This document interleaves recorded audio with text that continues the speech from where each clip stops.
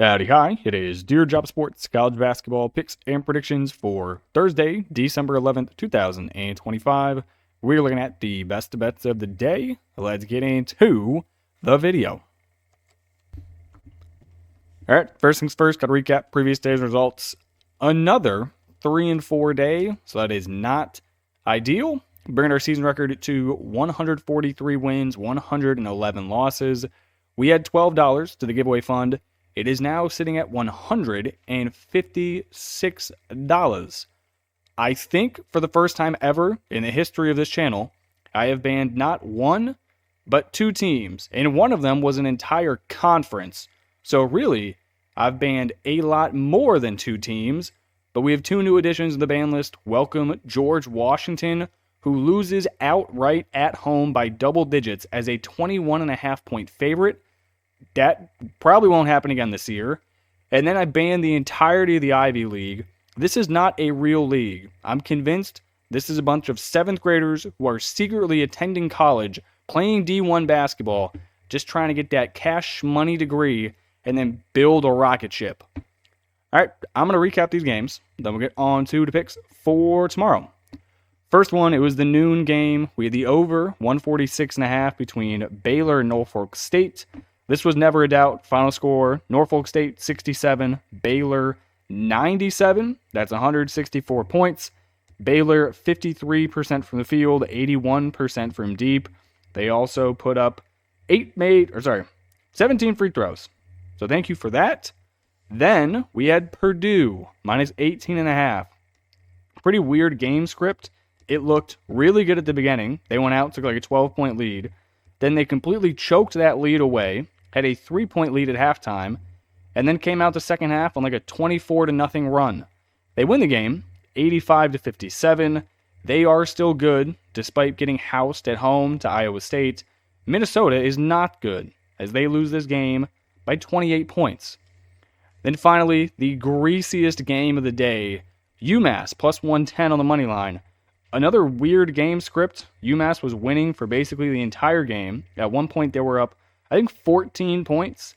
Then Boston College proceeds to go on a 23-2 run. Then Boston College gets called for not one, but two technical fouls. UMass comes back. Boston College could have won it on a three-pointer, but they miss because they suck. It is Boston College basketball for a reason. You never bet them. Thank you to Frank Martin and UMass for hitting the plus 110.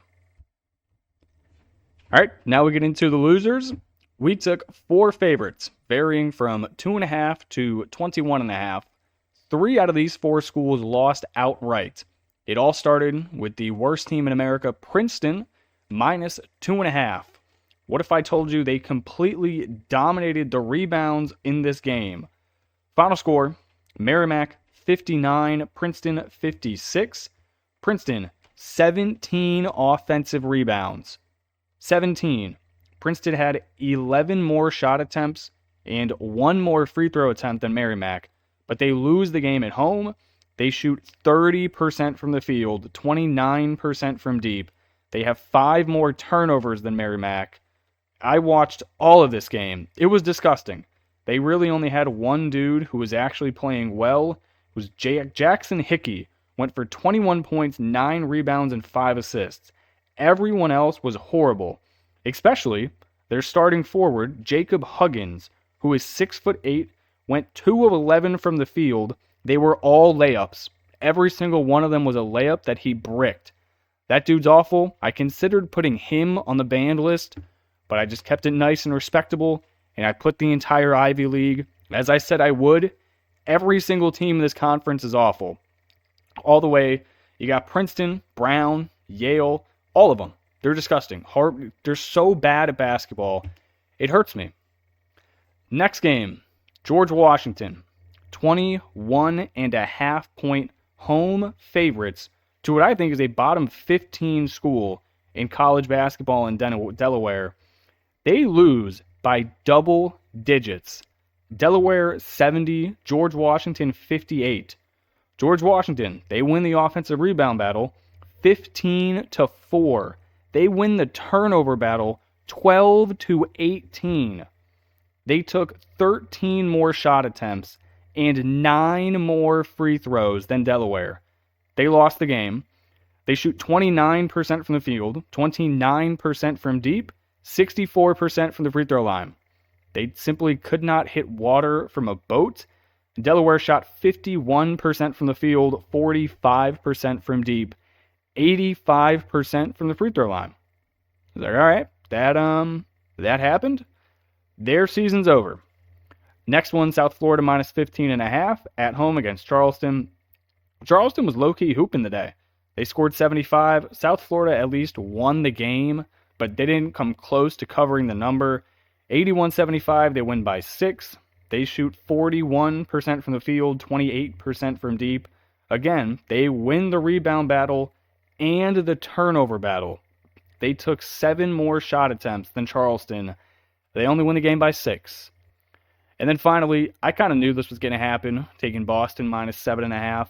Maine, they finally won a basketball game, 69-59. I sound like a broken record at this point. Boston won the rebound battle, offensive rebounds, 16-5. Boston just couldn't shoot. Maine went 54% from the field, 58% from deep. Meanwhile, our team, 36% from the field, 26% from deep, 62% from the free throw line.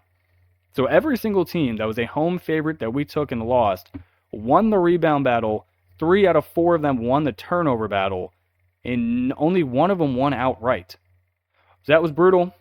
For George Washington, the Ivy League, welcome to the ban list. You've met history, and I've never banned 2 teams in one video before. Here we are. All right. Oh, I should probably take Maine's head coach off of the ban list since they won.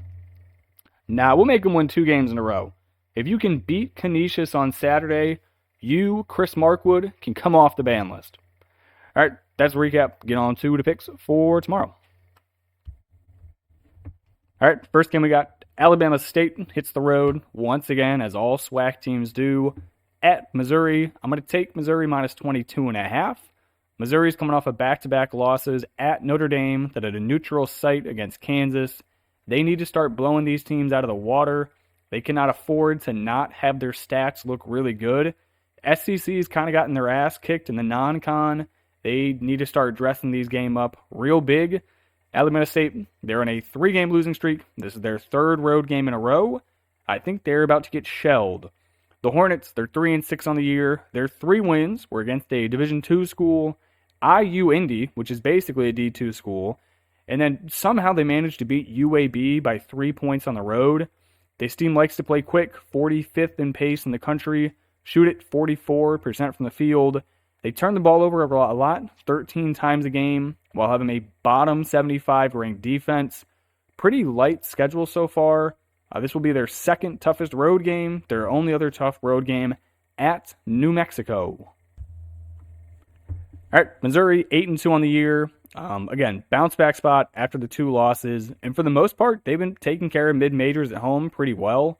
And the ASU was not a mid-major. The SWAC is one of the lowest majors you can get.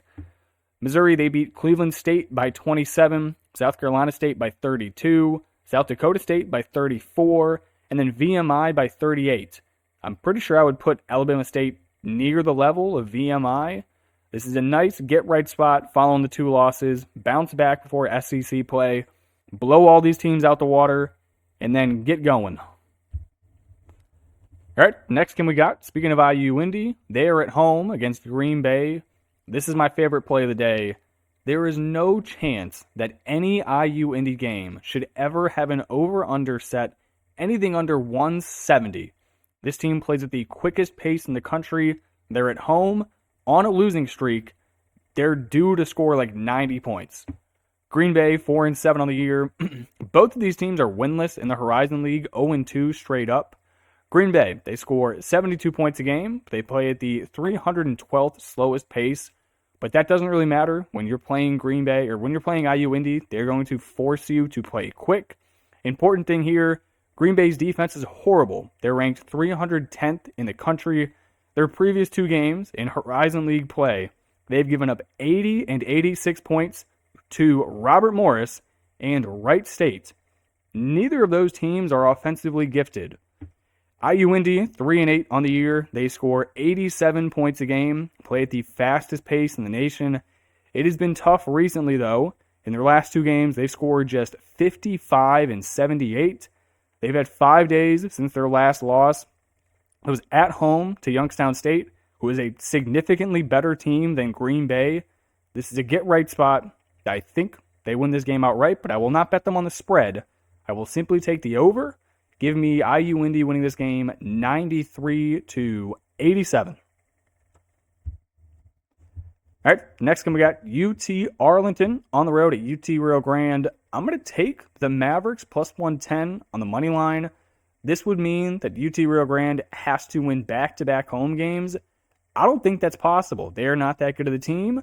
UT Arlington's having a decent start to the season. I will rock them on the road as a dog. UTA 6-3 on the year, 2-2 on the road straight up. Their 2 road wins were in much tougher environments. They were at Evansville by 8, and then Weber State by 1. If you can win at Weber State, who's probably one of the better road environments for the mid-majors, I think you can definitely win at UT Rio Grande. UT Arlington, they score 76 a game, played a top 150 pace. They're a fantastic rebounding team, top 50 in the country. They grabbed 13 offensive boards a game. Their style of play, very inside out. They're dominant and down low. They don't really look to make many three-pointers. They're going to slow this game down. For the most part, try to keep it inside, play through their bigs. UT Rio Grande, 3-5 on the year. Their wins came against a D2, then Southern Utah and Austin P by 13. They score 77 a game, play basically the same pace as Arlington, but this is a team that relies heavily on the 3-ball. If they are not hitting them, it's going to be a lot like that Maine-Boston game today. They are screwed. I will take UT Arlington plus 110 on the shmoney line. All right, then we got the game of the night, Cy-Hawk battle. Hawkeyes taking on the Cyclones. I will take Iowa plus 12.5. Why this line is so large, I have no idea. This is a pretty good spot for Iowa. You get Iowa State coming off of beating Purdue at Mackey by 23. Normally, this is a very tight game. Both of these teams don't really like to push pace. Iowa and Iowa State both have some of the best defenses in the country. I don't see this game getting to double digits. I will put my faith in McCollum and Bennett Sturts. Let's go. Iowa, 8-1 on the year. Their only loss coming on the road to Michigan State. They have wins over Maryland by 19, Ole Miss by 5, and Xavier by 19. They play real slow, 4th slowest place in the country. They average 80 points a game, shoot it 52% from the field. These are 2 of the most efficient offenses in the entire country. If you're looking at stats that aren't what I just mentioned, they're going to lose basically every single battle to Iowa State. But that's because of 2 reasons. 1, Iowa does not play the style of basketball that is going to light up a stat sheet just because they play so slow. And 2, Iowa State has a bunch of cupcakes. Some of the worst teams in basketball played at Iowa State. So everything they got, fraudulent. Iowa State, they're 9-0 on the year. Like I said, they just beat Purdue by 23. Their only other real solid win was against St. John's in a neutral by 2. They got good size down low. Probably one of the best point guards in the country in Trey Lipsy. He's old. They also have Momcilovic, who can shoot the lights out of the ball. They're a good team, but laying 12.5 to an in-state rival, no thank you. I will take Iowa plus the points. All right, final game we got. I'm going to try one more time with this whole lay a big number with the home team kind of thing. Give me the Hokies at home laying 20.5. I do not think Western Carolina is any good. Western Carolina, 4-5 on the year, 0-5 straight up on the road. Against good programs, they've lost to Cincy by 31, Duke by 39, Lipscomb by 21, High Point by 20, and USC Upstate by 11. They're a young team. They start 2 freshmen. Their backcourt is very small. 2 guys under 6'1". One of them is 5'11". I don't see how they're going to get past anybody on the Virginia Tech defense, who is pretty good. Tech 8-2 on the year, coming off of an 11-point win against George Mason, who at the time was undefeated. Against other mid-majors this season, they've handled business pretty well. They beat Charleston Southern by 31, St. Joe's by 35, Bryant by 17. We are going to want to keep an update on the injury report. You have Lawal, their VCU transfer, probably their best interior defender down low. He's questionable, so definitely going to want to keep an eye on that. But if he plays or doesn't play, I will be taking this 20.5. If he does actually suit up, this thing probably jumps 22, 23.5. I just don't see how Western is going to score. So I will take Virginia Tech minus the number. And then we only got 2 almost bets today. Pretty short slate, so majority of these games didn't really love betting, and there weren't many to choose from. But the other 2 I was looking at, East Carolina at home, minus 4.5. We've been betting against App State pretty consistently the entire year just because they're awful. But god damn is East Carolina bad. They have one of the worst offenses in the country. Nobody shows up to their home basketball games. I don't like their coach. This team's bad, but 4.5 is a short number. So I was tempted, but I said no. Then finally, St. Joe's plus 12.5. Who is Syracuse to be laying double digits at home to anyone? Especially a St. Joseph's team that I think is pretty good in the A10. I would take the Red Hawks. I'm not laying 12.5 points with Syracuse. All right, that's going to do it for me in this video. Hopefully, tomorrow I win and we don't add anyone to the ban list. I appreciate you guys watching and tuning in, and I will catch you in the next one. Peace.